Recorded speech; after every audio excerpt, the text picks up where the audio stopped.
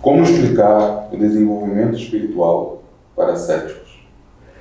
Da maneira mais simples possível, porque o desenvolvimento espiritual é uma coisa que faz bem. As pessoas têm sede de se sentir bem, se sentirem melhores. O que a pessoa não está compreendendo é que desenvolvimento espiritual não precisa exatamente, por exemplo, acreditar em reencarnação para que você tenha uma evolução espiritual. A evolução espiritual é a reforma íntima, a mudança dos seus sentimentos. Espiritualizar-se é abandonar o egoísmo, o orgulho, a vaidade, o ciúme, as mazelas que causam a sua infelicidade. Então, você não precisa obrigatoriamente tornar-se espírita para evoluir espiritualmente. Tanto que o Espiritismo não diz, fora do Espiritismo não há salvação. O Espiritismo diz que fora da caridade, da ação do bem. Então, é a ação no bem que evolui você espiritualmente. Inclusive, você pode ser espírita, pode falar lindamente a respeito de reencarnação, comunicabilidade dos espíritos e não ser uma boa pessoa. E não fazer nenhum esforço para mudar isso. Por quê? Porque quem vê cara não vê coração. Então, no mundo espiritual, você não pode mentir, mas você tem um caso muito interessante. O livro Voltei, que conta a experiência de um espírita, um militante até famoso, que ao desencarnar tem uma surpresa. Porque alguma pessoa que ele não achava significativa, até desprezível, tinha luz e ele não tinha. Estava numa situação muito melhor do que estava dele. Aqui na Terra, a gente se presta muito à aparência, o que parece ser, o que aparenta. Então, as pessoas valorizam, você valoriza. A pessoa tem uma boa aparência, você valoriza. Por exemplo, numa palestra, a pessoa considera em primeiro lugar a voz, a postura e o conteúdo vem depois. Então, se a pessoa tem uma mensagem importante, bonita e profunda, mas não tem aparência, entonação, a pessoa não reconhece. Porque a pessoa se prende em coisas menos importantes. Então você pergunta, como foi a palestra? Linda, maravilhosa, que voz envolvente, que rapaz lindo, bonito. E o que foi que ele disse? Não lembro, mas foi lindo. Ou seja, a coisa mais importante no processo, na comunicação, é a mensagem e você não captou. Se perdeu na aparência.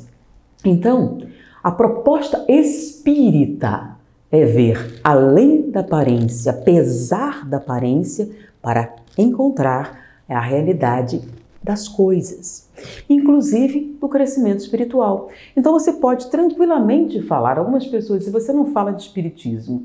Eu acho que estou falando o tempo todo. Não, mas isso é psicologia.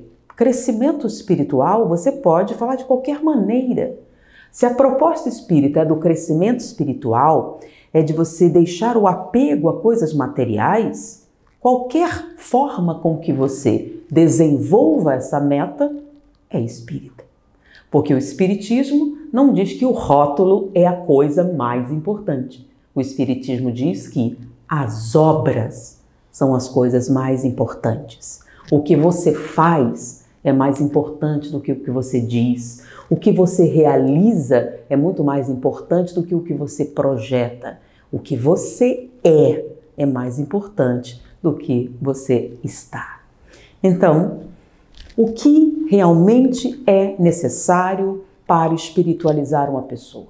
Demonstrar de várias maneiras, mas principalmente com o seu exemplo, mostrando desse jeito. Funciona. Você tentou dessa e daquela maneira. Experimenta a minha. Tem funcionado para mim. Então, quando você tem um determinado comportamento, isso chama a atenção das pessoas. O que é que você tem que é diferente? Está tudo tão ruim, por que você está alegre? A pessoa questiona. Eu me lembro de uma experiência. Eu ensinava uma matéria que era muito questionadora, né? Você vai falar de lógica, você vai demonstrar uma realidade, a metodologia científica basicamente é isso. Então, um colega um dia chegou para mim e me perguntou, você é espírita? Eu disse, sim. Mas você? Por quê? Porque você não acredita em nada? Não, tanto acredito que sou espírita, mas não é possível que você seja espírita. Agora eu fiquei curiosa, por que não? Porque você não acredita em nada.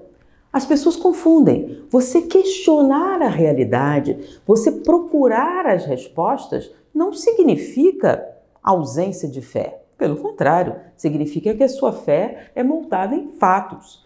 Então, eu encontrei no Espiritismo fatos suficientes para justificar que eu siga por esse caminho. Mas se você não encontrou, não minta para si mesmo ou não finja aceitar. Os espíritos preferem dúvidas sinceras do que certezas falsas. Inclusive, eu vou dizer alguma coisa assim muito séria. O maior inimigo do conhecimento não é a ignorância, porque quem ignora e sabe disso, busca. O maior inimigo do conhecimento é a certeza, porque quem tem certeza não busca outra opção. E como não busca, não aprende. Então, qualquer maneira com que você apresente isso, apresente pelo exemplo, apresente demonstrando, apresente questionando, argumentando. A arte de argumentar é excelente. Argumentar não é vencer. Convencer alguém é vencer conjuntamente. Não apele. O que é apelar? É persuadir. Se você não conseguir isso, vai aquilo. Isso não é produtivo. Por isso o espiritismo não se presta ao proselitismo, porque para você ser espírita depende do seu engajamento intelectual. Sem isso, não dá. Por isso que não dá para você converter como espírita com um ritual ou coisa parecida. A pessoa precisa se propor. Pensa nos alcoólatras anônimos. Qual o primeiro passo? Admitir que tem um problema. Se você não admitir que tem um problema, você não busca soluções. Por isso, o espiritismo não se presta a, como se chama, de forçar a conversão.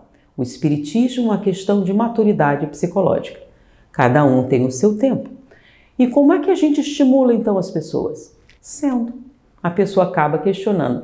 E o que aconteceu com aquele amigo? Ele perguntou: vem cá, me fala aí sobre espiritismo. Por quê?